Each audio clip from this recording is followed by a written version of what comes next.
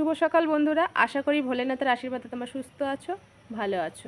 সকালবেলায় আকাশটার অবস্থা দেখো, ভুতিয়ে রয়েছে, মেঘলা হয়ে রয়েছে। আজকে কিন্তু সূর্য ওঠেনি, চারিদিকে অন্ধকার, কিন্তু রোদ ওঠেনি বলে ভেবো না গরম নেই। প্রচণ্ড গরম, প্রচণ্ড। সকালবেলায় এত গরম, তাহলে সারাদিন কিরম গরম দেবে।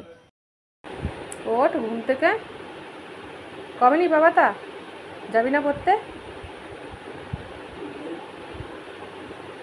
এই বছরে প্রথম আসলো চিচিঙ্গা আমার ঘরে। কালকেই আমি বলছিলাম চিচিঙ্গা উঠেছে বাজারে, মনে হয় কাকিমা চিচিঙ্গা এনেছে সামনের বাড়ি। চিচিঙ্গা কিন্তু দুটো এনেছে, খুব ভালো করেছে। বেশি আনলে না ফ্রিজে রাখলে চিচিঙ্গা কেমন জল জল হয়ে যায়।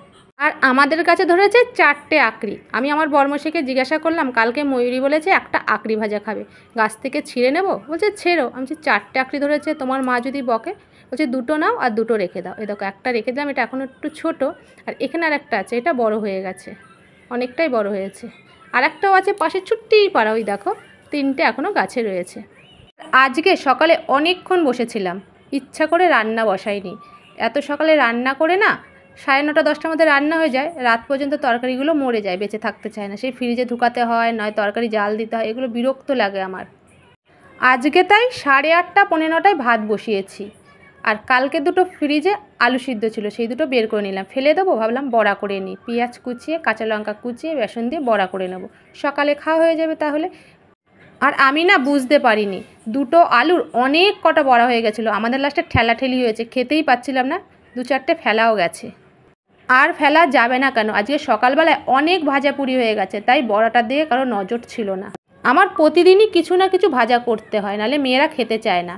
আজকে বেশিই ভাজা হয়ে গেছে, আলু গাজর ভেজেছি, আকরি ভেজেছি, আলুর বড়া ভেজেছি, তারপরে ডাল করেছি, চিচিঙ্গা ভেজেছি, মাছ দিয়ে আলু দিয়ে ঝোল করেছি। মাছ আলুর ঝোল কেউই খায়নি, আর চিচিঙ্গাটাও কেউ খায়নি। এটা কিন্তু সকালের খাবারের কথা বললাম। দুপুরে খাবে চিচিঙ্গা আর মাছ আলুর ঝোল দিয়ে। ভাজা পুরি তো দুপুরে থাকবে না, থাকলেও আর খেতে ভালো লাগবে না। আর এত গরমে এত ভাজাপুরি খাওয়া উচিতই না। এত গরমে এত তেলে ভাজা খেলে না পেট গরম হয়ে এবার হাগা ছুটে যাবে আমাদের, তবে আমরা ঠিক হব। তার আগে কিন্তু আমরা ঠিক হব না, বলে যাচ্ছি কিন্তু পেট গরম হয়ে যাবে, কিন্তু তারপরও প্রতিদিন আমরা খেয়ে যাচ্ছি তেল মশলা ভাজাপুরি, কোনো কিছু বন্ধ নেই। শুধু কি এগুলো খাচ্ছি, আবার নারকেলও খাচ্ছি তার সাথে। নারকেল দিয়ে মাছের ডিম দিয়ে পাতোড়া, নারকেল দিয়ে সর্ষে পোস্ত দিয়ে পটল ভাপা। কি করব বলো, আমি কিচ্ছু করার নেই। তেল মশলা কম খাবো, তেল মশলা কম দিয়ে রান্না করব। সেদিনকে আমার মেয়ে আর বর্মশাইয়ের খাবারের ছিঁড়ি দেখলে পায়ের রক্ত আমার মাথায় উঠে যায়, মানে রাগ এত চরম ধরে না, বলার মতন না। কি বলো তো, যেদিনকে তরকারি খারাপ হবে সেদিনকে তরকারিগুলো নিয়ে এত ব্যঙ্গ করবে যে তোমার মাথা অটোমেটিক গরম হয়ে যাবে।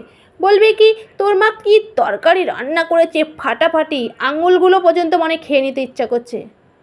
আবার বলবে, আজকে দুপুরে যা খেলাম না, একদম গলা অবধি হয়ে গেছে, রাতে আর খেতেই হবে না।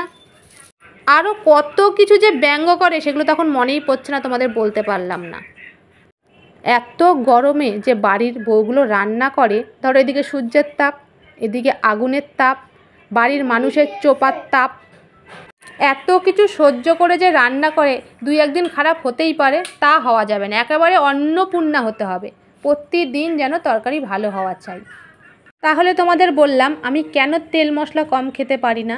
তেল মশলা কম খেলে যে ভালো হবে গরমে, সেটা কিন্তু বুঝি, কিন্তু খাওয়া যাবে না, যে এইসব প্রবলেম আমার বাড়িতে শুরু হবে।